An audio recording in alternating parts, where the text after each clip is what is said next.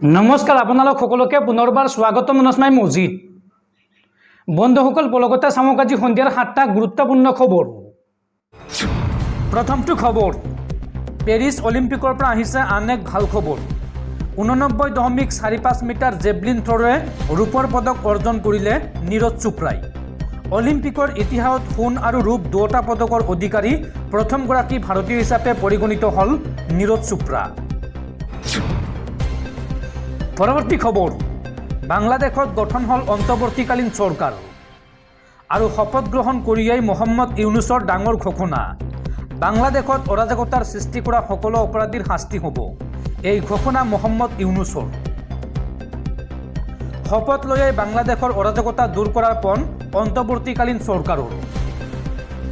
বাংলাদেশত অৰাজকতাৰ সৃষ্টি কৰা সকলো অপৰাধীৰ শাস্তি হ'ব বুলি ঘোষণা মহম্মদ ইউনুছৰ। স্বাধীনতা উপভোগৰ অধিকাৰৰ পৰা কাকো বঞ্চিত নকৰিব। বাংলাদেশৰ এই স্বাধীনতাক ব্যৰ্থ কৰিবলৈ চেষ্টা কৰিছে ষড়যন্ত্ৰকাৰীয়ে। মুক্ত বঁটা সকলোৱে লওক, সকলো নাগৰিকৰে অধিকাৰ আছে। শপত গ্ৰহণ কৰিয়েই দেশবাসীক উদ্দেশ্যি এই আহ্বান মহম্মদ ইউনুছৰ। নৈৰাজ্য চলি থকাৰ মাজতে বাংলাদেশত অন্তৱৰ্তীকালীন চৰকাৰে ল'লে শপত আৰু নোবেল জয়ী মহম্মদ ইউনুছৰ নেতৃত্বত শপত ল'লে বাংলাদেশত অন্তৱৰ্তীকালীন চৰকাৰে। ডক্টৰ ইউনুছৰ লগতে শপত ল'লে চৰকাৰৰ আন 16জন উপদেষ্টাৰ কেইবাজনেও। শপত লৈয়ে ইউনুছৰ ঘোষণা, বাংলাদেশৰ সংবিধান ৰক্ষা কৰিব অন্তৱৰ্তী চৰকাৰে। শপত লৈয়ে বাংলাদেশৰ অৰাজকতা দূৰ কৰাৰ পণ অন্তৱৰ্তীকালীন চৰকাৰৰ। পৰৱৰ্তী খবৰ, অৰুণোদয় আঁচনি, বিধৱা পেঞ্চন, বৃদ্ধ পেঞ্চন আঁচনিৰ হিতাধিকাৰী বেংক একাউণ্টত চলিত মাহৰ 10 তাৰিখে জমা নহয় চৰকাৰী ধন। চৰকাৰী আঁচনিৰ হিতাধিকাৰীৰ বাবে মুখ্যমন্ত্ৰীয়ে দিলে জৰুৰী খবৰ। চৰকাৰী আঁচনিৰ হিতাধিকাৰীৰ বাবে ডাঙৰ খবৰ। চলিত মাহৰ 10 তাৰিখে হিতাধিকাৰী বেংক একাউণ্টত নোসোমায় চৰকাৰী ধন। কি কাৰণে নিৰ্দিষ্ট দিনত একাউণ্টত ধন জমা নহয় সেই সন্দৰ্ভত জনালে মুখ্যমন্ত্ৰী ডক্টৰ হিমন্ত বিশ্ব শৰ্মাই। সামাজিক মাধ্যমযোগে মুখ্যমন্ত্ৰীয়ে জনালে এই কথা। আগষ্ট মাহত চৰকাৰী ধন একাউণ্টত জমা হোৱাৰ দিন সলনি কৰা হৈছে। 10 তাৰিখ শনিবাৰ হোৱাৰ বাবেই চৰকাৰী ধন জমা নহয় হিতাধিকাৰী বেংক একাউণ্টত। অন্যহাতে 11 তাৰিখ দেওবাৰ হোৱাৰ বাবে বেংক বন্ধ থাকিব। আগষ্ট মাহৰ ধন জমা হোৱাৰ নতুন দিন ঘোষণা মুখ্যমন্ত্ৰীৰ। অৰুণোদয় আঁচনি, পেঞ্চন, বিধৱা আঁচনিৰ ধন জমা হোৱাৰ নতুন দিন ঘোষণা কৰিলে মুখ্যমন্ত্ৰী ডক্টৰ হিমন্ত বিশ্ব শৰ্মাই। চলিত মাহৰ 12 তাৰিখেহে চৰকাৰী ধন জমা হ'ব হিতাধিকাৰী বেংক একাউণ্টত। সামাজিক মাধ্যমযোগে এই কথা জনালে ৰাজ্যৰ মুখ্যমন্ত্ৰী ডক্টৰ হিমন্ত বিশ্ব শৰ্মাই। দৰ্শকসকল, আৰু বহুতো গুৰুত্বপূৰ্ণ খবৰ আছে। তাৰ আগতে আপোনাক জনাওঁ যে যদি আপুনি এতিয়ালৈকে এইটো ভিডিঅ'ত লাইক কৰা নাই তেন্তে এতিয়াই ভিডিঅ'টোত লাইক কৰি দিয়ক আৰু এনেকুৱা ধৰণৰ ভিডিঅ'সমূহ নিতৌ চাবলৈ চেনেলটো ছাবস্ক্ৰাইব কৰি কাষত থকা বেল আইকনটো প্ৰেছ কৰি ৰাখক। পৰৱৰ্তী খবৰ, মিনি বাংলাদেশলৈ ৰূপান্তৰিত হৈছে অসমৰ প্ৰায় প্ৰতিখন জিলা। সংকটত অসমৰ মঠ মন্দিৰ সত্ৰসমূহৰ মাটি, এয়াই আমাৰ বাস্তৱ সত্য। ৰাজ্যবাসীক উদ্দেশ্যি এই মন্তব্য মুখ্যমন্ত্ৰী ডক্টৰ হিমন্ত বিশ্ব শৰ্মাৰ। সংকটত অসমৰ মঠ মন্দিৰ আৰু সত্ৰসমূহৰ মাটি, অসমৰ বহু সত্ৰৰ মাটি এছাম লোকে কৰিছে বেদখল। মিনি বাংলাদেশলৈ ৰূপান্তৰিত হৈছে অসমৰ প্ৰায় প্ৰতিখন জিলা। বাংলাদেশৰ দৰে পৰিৱেশ দেখিবলৈ পোৱা যাব অসমতো। মুখ্যমন্ত্ৰী হিমন্ত বিশ্ব শৰ্মাৰ এই তাৎপৰ্যপূৰ্ণ মন্তব্য। ভৱিষ্যতে উজনিক বাদ দি অসমৰ প্ৰায়সমূহ জিলাতে দেখা যাব বাংলাদেশৰ দৰে দৃশ্য। এয়াই আমাৰ বাস্তৱ সত্য, এই মন্তব্য হিমন্ত বিশ্ব শৰ্মাৰ। 35% পৰা কমি বাংলাদেশত হিন্দুৰ সংখ্যা হৈছেগৈ মাত্ৰ 8%হে। ধুবুৰীত 12%, বৰপেটাত 30% আৰু মৰিগাঁৱত আছে মাত্ৰ 35% হিন্দু।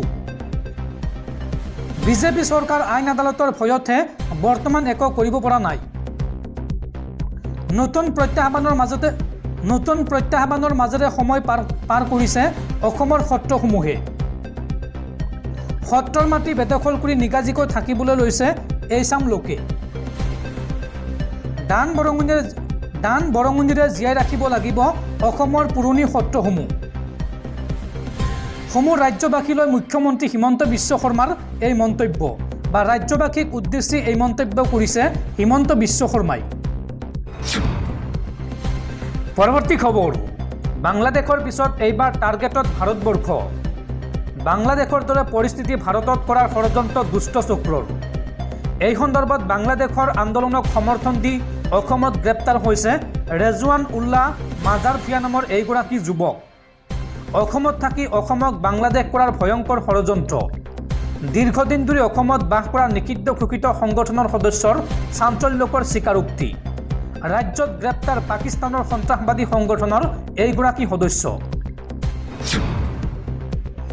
পৰৱৰ্তী খবৰ, ভাৰতৰ সৰ্ববৃহৎ পাব্লিক ছেক্টৰৰ বেংক SBI অৰ্থাৎ ভাৰতীয় ষ্টেট বেংকৰ কোটি কোটি গ্ৰাহকলৈ জৰুৰী খবৰ। এতিয়াৰ পৰা আপুনি বেংকলৈ নোযোৱাকৈ কৰিব পাৰিব কেইবাটাও কাম। এই সন্দৰ্ভত দুটাকৈ টল ফ্ৰী নম্বৰ মুকলি কৰিছে ষ্টেট বেংক অফ ইণ্ডিয়াই। কোটি কোটি গ্ৰাহকলৈ জৰুৰী নম্বৰ মুকলি কৰিছে SBIয়ে। এতিয়াৰ পৰা বেংকলৈ নোযোৱাকৈ আপুনি কৰিব পাৰিব কেইবাটাও কাম। এই সন্দৰ্ভত দুটাকৈ টল ফ্ৰী নম্বৰ মুকলি কৰিছে SBIয়ে। বেংকত নোযোৱাকৈ আপুনি জানিব পাৰিব একাউণ্ট বেলেঞ্চ, একাউণ্ট ষ্টেটমেণ্ট। লগতে চেকবুকৰ বাবেও এটা ফোন নম্বৰতে আপুনি কৰিব পাৰিব আবেদন। আৰু লগতে লোন ডিপজিট স্কিমৰ বিষয়েও জানিব পাৰিব এই নম্বৰৰ জৰিয়তে। হোম লোন আৰু কাৰ লোনৰ বিষয়ে জনাব এই নম্বৰে। এই সন্দৰ্ভত সবিশেষ জানিবলৈ আপুনি ডাইল কৰক 18002100 নম্বৰত অথবা ফোন কৰক 18001234। এই দুটা নম্বৰৰ যিকোনো এটা নম্বৰত ফোন কৰি আপুনি এইসমূহ সুবিধা ল'ব পাৰিব। এই কথা জনাইছে ষ্টেট বেংক অফ ইণ্ডিয়াই। পৰৱৰ্তী খবৰ, দেশত এইবাৰ সংঘটিত হৈছে কোনোদিনে নোহোৱা নোপোজা এক ঘটনা। ইডিৰ বিষয়াক গ্ৰেপ্তাৰ কৰিলে CBIয়ে। 20 লাখ টকা উৎকোচ ল'বলৈ যোৱা অৱস্থাত দিল্লীত CBIয়ে গ্ৰেপ্তাৰ কৰে ইডিৰ এগৰাকী সহকাৰী সঞ্চালকক। পৰৱৰ্তী খবৰ, আজি আন্তঃৰাষ্ট্ৰীয় খিলঞ্জীয়া দিৱস। প্ৰতি বছৰে 9 আগষ্টৰ দিনটো পালন কৰা হয় আন্তঃৰাষ্ট্ৰীয় খিলঞ্জীয়া দিৱস হিচাপে। আজি 9 আগষ্ট। প্ৰতি বছৰে আজিৰ এই দিনটো সমগ্ৰ বিশ্বত আন্তঃৰাষ্ট্ৰীয় খিলঞ্জীয়া দিৱস হিচাপে পালন কৰি অহা হৈছে। ইয়াক বিশ্ব আদিবাসী দিৱস বুলিও জনা যায়। বিশ্বৰ খিলঞ্জীয়া লোকসকলৰ অধিকাৰ ৰক্ষা কৰিবলৈ আৰু তেওঁলোকৰ অভিব্যক্তিক গোটেই বিশ্বৰ আগত দাঙি ধৰিবলৈ এই দিৱস পালন কৰা হয়। ইয়াৰ উপৰি বিশ্বৰ বিভিন্ন সমস্যাৰ প্ৰতি খিলঞ্জীয়া লোকসকলে আগবঢ়োৱা অৱদান আৰু পৰিৱেশ তন্ত্ৰৰ সমস্যা সমাধানৰ হকে কাম কৰা ভূমিপুত্ৰসকলক স্বীকৃতি প্ৰদানৰ উদ্দেশ্যে এই দিৱসৰ সূচনা কৰা হৈছিল।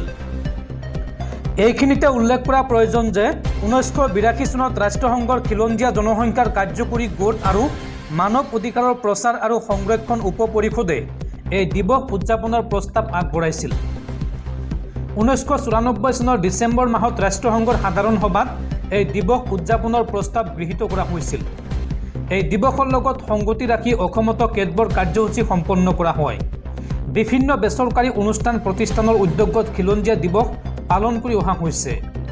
অসম লেখিকা সমাজৰ উদ্যোগত ডিফু চহৰত খিলঞ্জীয়া দিৱসৰ লগত সংগতি ৰাখি মাটি মানুহ সমন্বয় শীৰ্ষক অনুষ্ঠানৰ আয়োজন কৰা হৈছে।